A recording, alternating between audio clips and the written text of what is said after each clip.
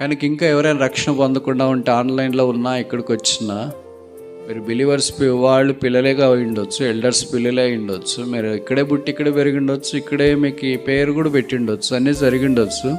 కానీ భక్తి వేరే, రక్షణ వేరే.